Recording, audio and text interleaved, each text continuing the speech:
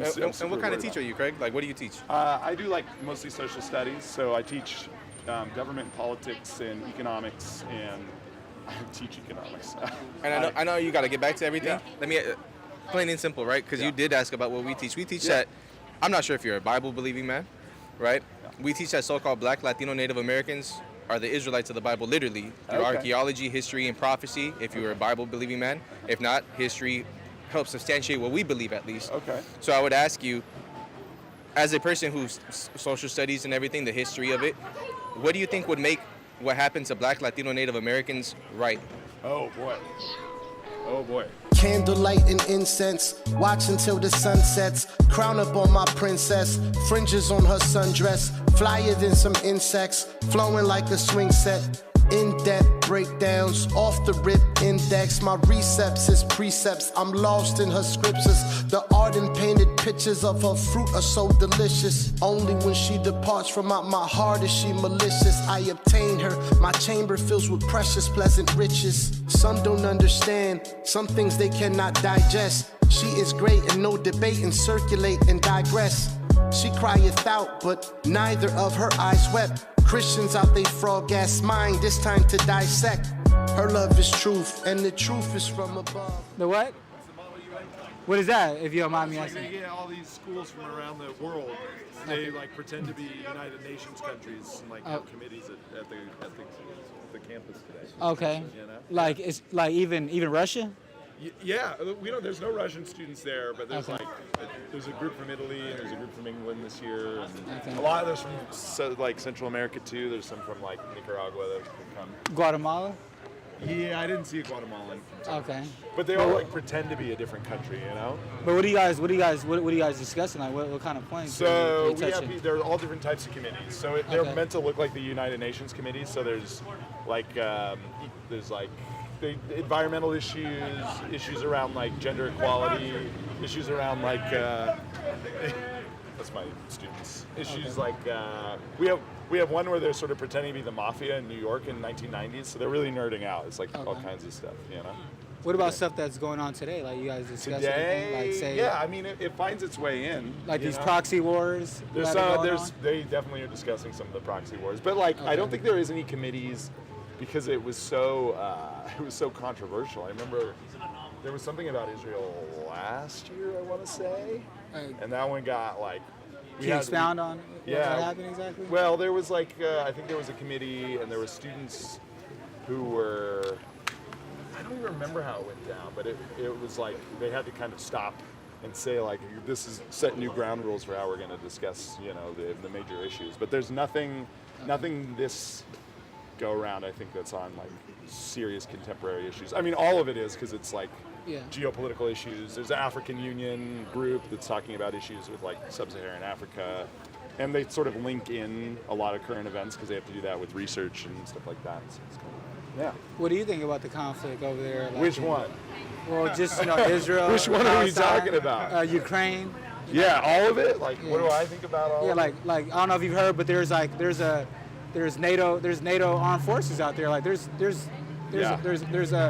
our young men and women are out there right now, and there's been a lot of casualties from what I heard. I used to be in the military. Yeah. So I'm hearing that there's a lot of our our like, troops here. American boots on the ground? Yeah, there's American boots, a Canadian, right? Yeah. Canadian troops. Yeah. On the ground, right? Where? Gaza or Ukraine? In Ukraine. Yeah. And there's been over, I'm not sure if you heard, but the death toll in Ukraine is over 1 million now.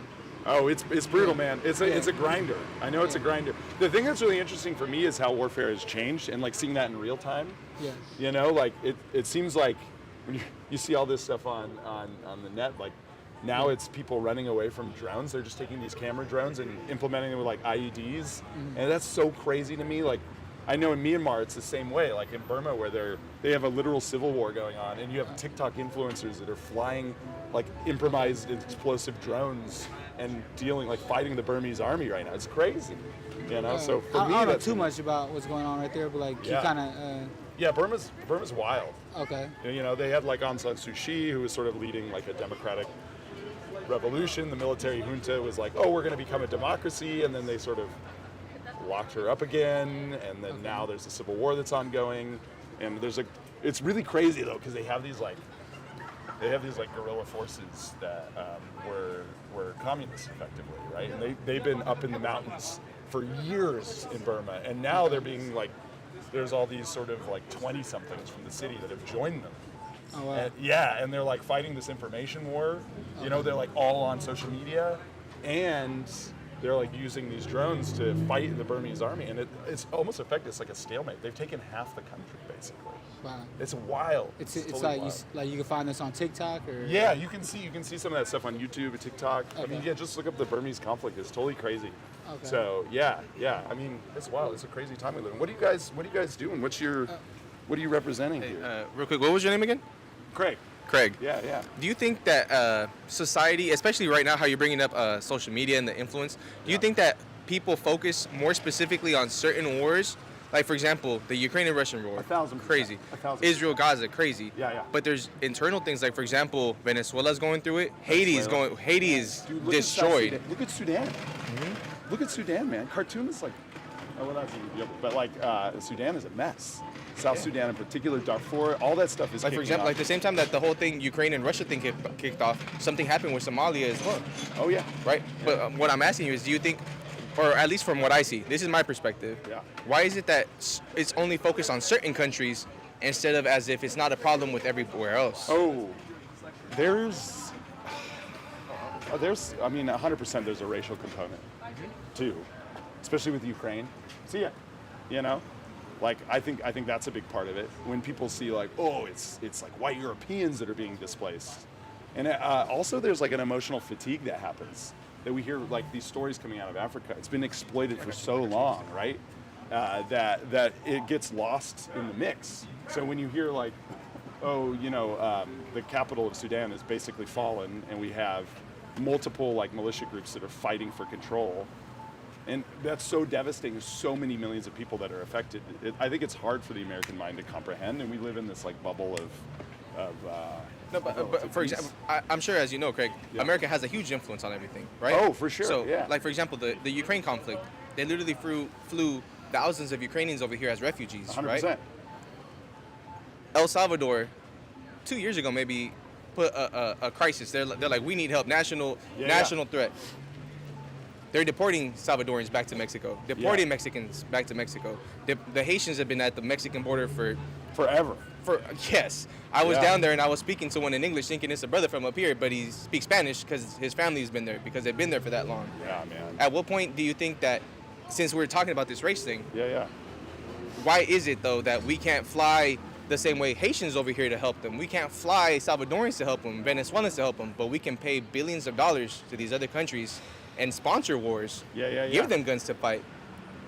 Yeah. Why is that, Craig? That's an interesting question. I mean, it's above my pay grade, I would say, but like, I do think I think there is the connections that the United States has with European countries, particularly the Western European bloc. You were just talking about NATO, the European Union. These are like massive trading partners. It's really interesting, kind of how Trump handles them, you know, which is just sort of like, I'm going to do whatever I want, and you guys, everything is all about sort of leverage.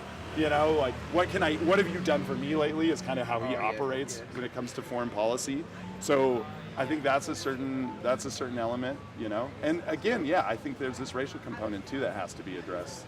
You know, when you see people from Haiti that are stuck, and the Remain in Mexico policy was basically that, right? All of these people from Venezuela, Haiti, and like even Chinese immigrants that were flying into Ecuador that sort of go up through the Darien Gap and like get up into Central America.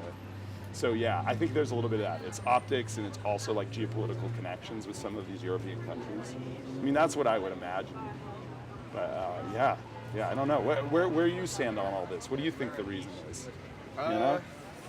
I mean, me personally, I think America, of course, is selfish. Yeah. Like how you said, they want leverage. Yeah, if you can't help me, I do not care about you. Exactly. Right? But I think it is insane to say that the people who helped build this country, you're only good for this. I know we came, colonized you, took everything from you, but you have nothing to offer me now. Go back. Yeah. Right? It's super exploitive, right? And I think that like that cycle of deportation, immigration, right? If you keep those people marginalized and then they do the work for you, And that's why Trump is this disrupting force. I don't think he realizes it, right? Once you take away that labor force that elites have relied on for so long, Exactly. how long do you think it'll genuinely last? Like, I'm sure that you said these are your students. Yeah. I'm sure none of these students are saying, I want to grow up and I want to be a farmer and work in Watsonville. Exactly. Like, So right? how long genuinely, when that labor force is gone, how long do you think it would last? I don't think it's going to, man. I don't think it will It's either. not going to. I don't think it will either. I think the economy grinds to a halt. And part of me is maybe it'll be good. Maybe people will finally see we rely on exploited, underpaid, underappreciated labor, and it's this constant cycle of deportation and undocumented immigration that allows these people to be consistently marginalized, where they pay into our tax system, they pay into Social Security, Millions of dollars. and they don't Millions take of any of the dollars. benefit. So, in my opinion, maybe it would be beneficial to see that. It's going to be so painful in the interim, though. And I have a lot of students whose parents are undocumented, but they're not, and so they're living absolute fear, abject fear. Yeah. You know, that they're going to come home and their parents are going to be gone, and there's all sorts of misinformation on Facebook about where immigration customs, where ICE is. Yeah. And they're going to be at their neighborhood, and I feel terrible for these kids because it affects their attendance. Where are you a teacher out of, man? I'm in Sonoma Valley. Sonoma. Okay. So our school's really interesting, and we have this extreme difference of haves and have-nots. We have parents who work in the wine business, and they own wineries, and they're really wealthy. And then the majority of our students their parents are working in the vineyards, right? They're doing vineyard management. That's crazy. Yeah, so we crazy. get that that crazy Extreme. difference. Yeah. But I have students who, and I have students who are registered with DACA, obviously, where their parents are undocumented, and they're consistently live in fear. And we can't even provide services now because they're what list is this going to put me on? Will the government know where I live or when they? So we're kind of trying to work with the community to let them know how or who can enter your home and how they can enter their home. But there's so much fear and misinformation. Of course, man. Of course. I'm And super what kind of worried teacher are you, Craig? What do you teach? I do mostly social studies, so I teach government and politics and economics, and I teach economics. And I know you got to get back to everything. Yeah. Let me, plain and simple, right? Because you did ask about what we teach. We teach that, I'm not sure if you're a Bible-believing man, right? Yeah. We teach that so-called Black, Latino, Native Americans are the Israelites of the Bible, literally, through archaeology, history, and prophecy, if you were a Bible-believing man. If not, history helps substantiate what we believe, at least. Okay. So I would ask you, as a person who's social studies and everything, the history of it, what do you think would make what happened to Black, Latino, Native Americans right? Oh boy. So are we talking in terms of reparations or in terms of Whatever Craig feels would be good enough, I should say. Boy, I don't know. I mean, it's so funny.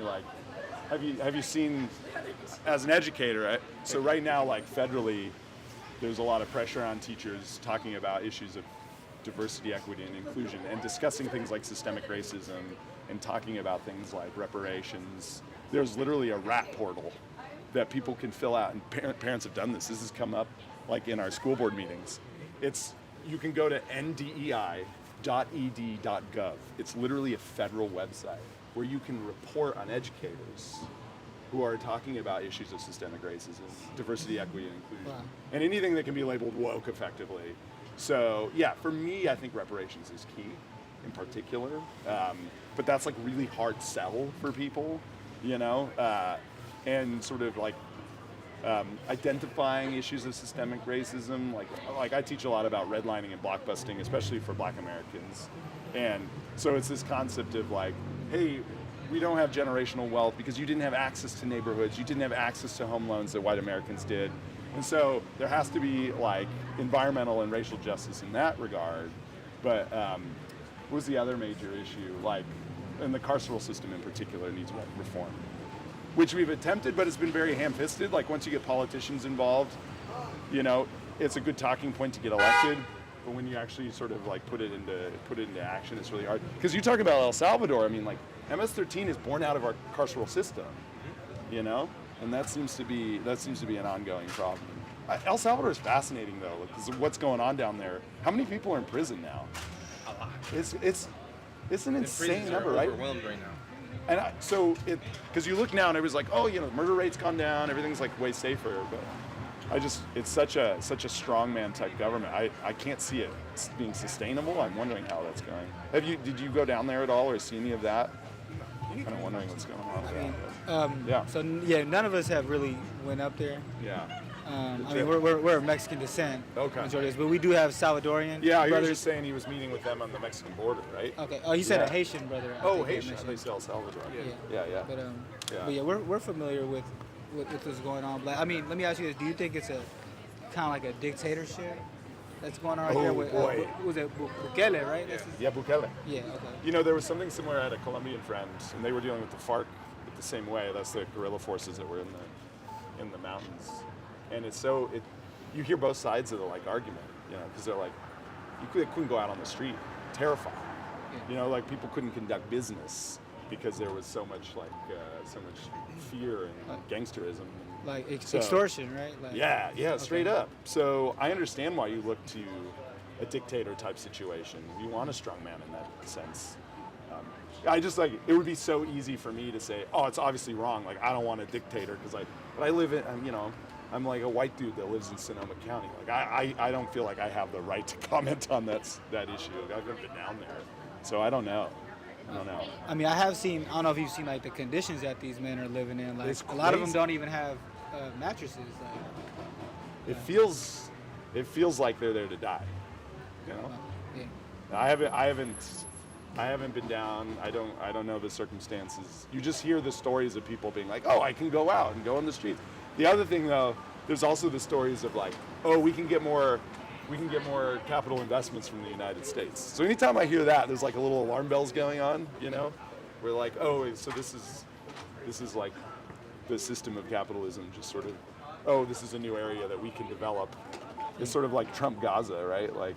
Gaza now we can just put up our hotels. This is, I think we always kept that stuff sort of low, but now with the Trump administration, they get to say it out loud. Oh, this is a plot for us to develop waterfront property near Israel or El Salvador, which is a beautiful place, right? Yeah. And now all of a sudden we can get all this Western investment. We can get all this American investment. We can put hotels. So I always wonder if there's a money grab issue there too. I mean, I'm sure there is. That's how they'll probably want to develop, right? Because they're on the U.S. dollar, and I think there's a little bit of Bitcoin happening there. I know that's what Milei is doing in Argentina too. And I mean, talk about Argentina, that's what austerity does. They have, sure enough, there's inflation is slowing, but over 50% of that country's population lives in poverty now. And austerity is really painful. It's painful stuff. So, yeah, I don't know. I don't know what it's like to live in fear every day, though. You know what I mean? Where you can't go out with your kids or, I've never had to experience life that way. I could see why people, it makes them do really extreme things. What about because now that you mentioned children, what about the country north of El Salvador, like Guatemala? I don't know if you heard, but I hear it's ground zero for human trafficking, for child trafficking. And a lot of these children end up on our soil, on U.S. soil. I'm not sure I'm sure you heard about children in cages. Yeah. During the last Trump administration and continuing through, right? Yeah.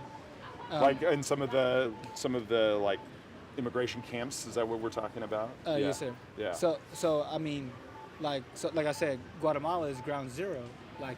And I don't know if you heard about an organization over there in Guatemala. I think it's called Lev Tahar. Yeah. It's a Jewish synagogue, organization, and they basically just got busted for having 140 children, women and children, in there, in prison, in their synagogue. I haven't heard anything about this. Yeah. And these are, like you said, these people are living in fear. Yeah. And a lot, oftentimes, right, these children get trafficked. Actually, the Department of Homeland Security reported that it's over. We always bring this up. It's over 350,000 children missing. 150,000. 350,000 children. That's crazy. And it's been, it's been reported. You can look on the Department of Homeland Security government website saying that these children have been sold off to tobacco farms, organ harvesting, right? Okay. Sex trafficking, right? This is going on, like, Okay. on U.S. soil, like. Yeah. I know, I get it. There's stuff going on overseas. Yeah, yeah. But what about all these children, right? Yeah. that No, are I don't. like- That's the like- thing. I don't know anything about it. I gotta do a deep dive now. Like, just like You know? just how you said that there's children out here in California that are living in children, their families, right? Just like the brother wanted to mention, right? Like, what can possibly, what can we possibly do to like, to help these people, man, that are really indigenous to this land, Yeah, 100%. right? Yeah.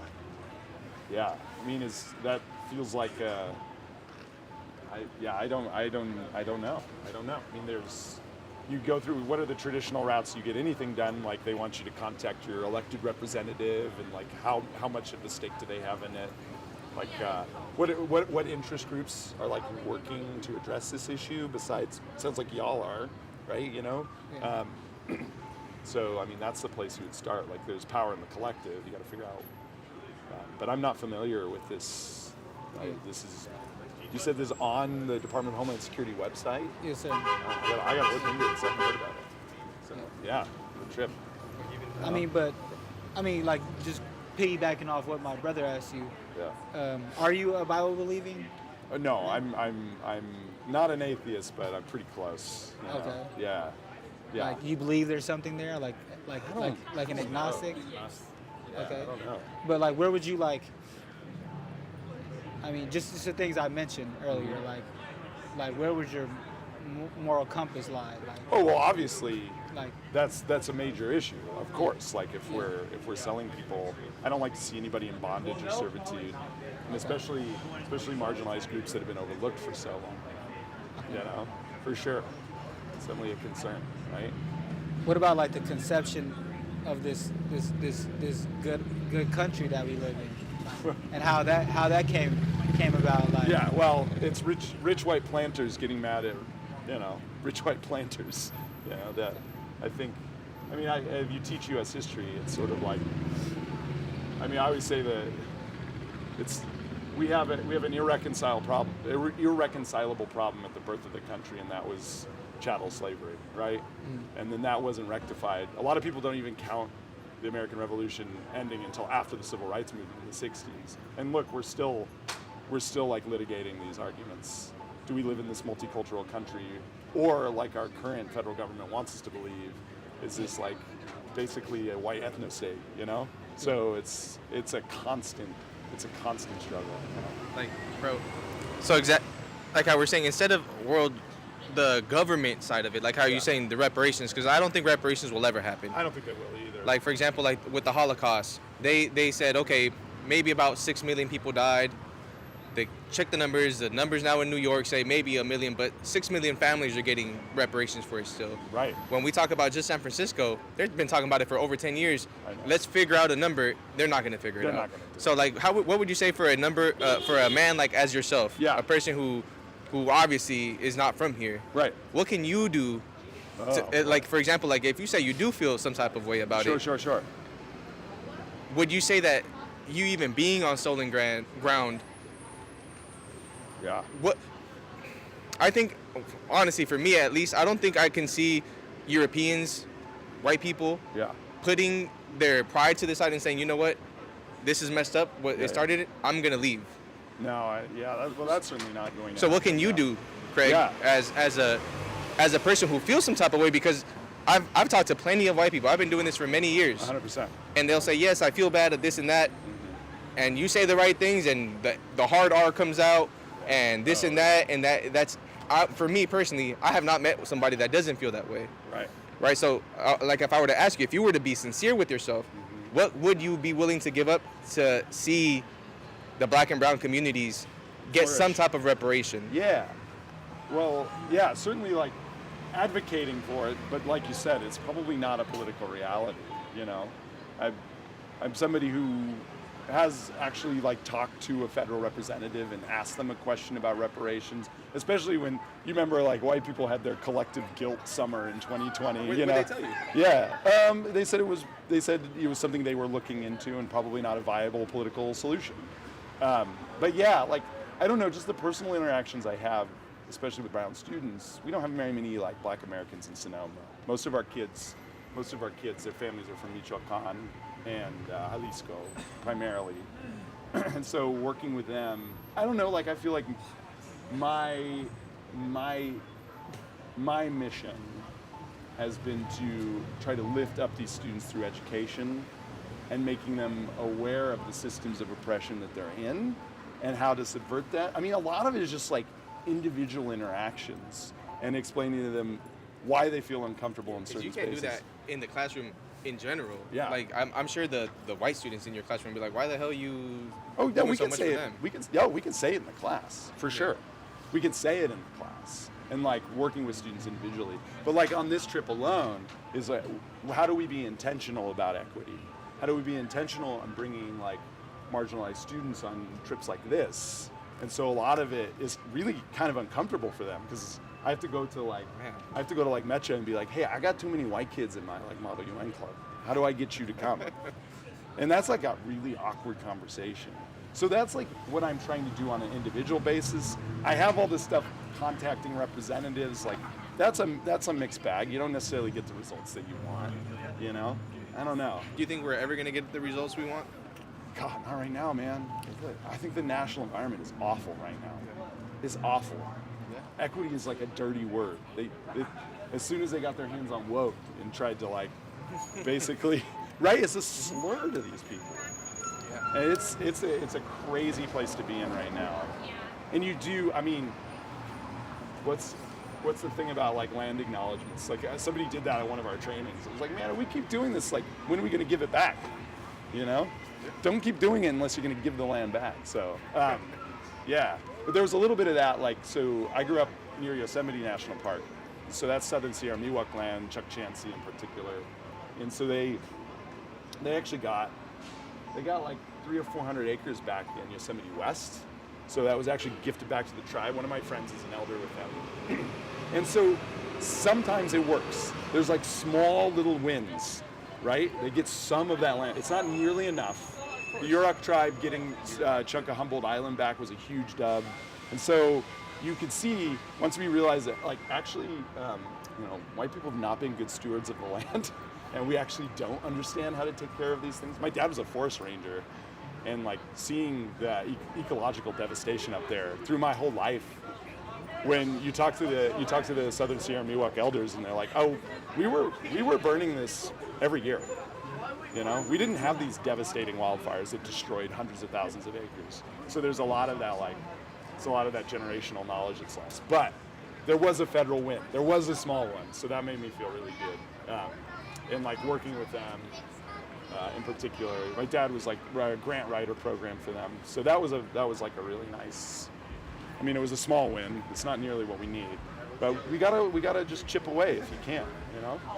And do the best you can. It sounds like you guys have got, you know, I don't know, it's hard. I just have one more question, Yeah. sir, because I know I asked you originally about the origin Yeah. of this place, and like, I just want to ask you about, like, you know, the founding fathers. Yeah, I remember I found something about a year ago about it was a Democratic representative, a black woman. Her name was Cori Bush. Yeah, And in she Texas. said, well, I think she was from Missouri. Oh, Missouri. Missouri. Okay. And then she said Oh, that. wait, like Ferguson area, right? Yeah. She might have been. Yeah. I'm not sure. But I remember her saying, because I don't know. So she basically said that there was the founding fathers benefited from $222 million dollars worth of free forced slave labor that sure. resulted in, I think they said it was like 97 to 100 trillion dollars. Like adjusted for inflation. That's how much it would be worth today. And do you think that would be best to make an equal playing field? I'm not saying white people would. Would they be willing to make that equal playing field? Like, would they be willing to do that? You think? Well, like you mean white people in general? Yeah, just in general. No way. Candlelight and incense, watch until the sun sets. Crown up on my princess, fringes on her sundress. Flyer than some insects, flowing like a swing set. In-depth breakdowns, off the rip index. My recepts is precepts, I'm lost in her scriptures. The art and painted pictures of her fruit are so delicious. Only when she departs from out my heart is she malicious. I obtain her, my chamber fills with precious pleasant riches. Some don't understand, some things they cannot digest. She is great and no debate and circulate and digress. She crieth out, but neither of her eyes wept. Christians out they frog ass mind, it's time to dissect. Her love is truth, and the truth is from above.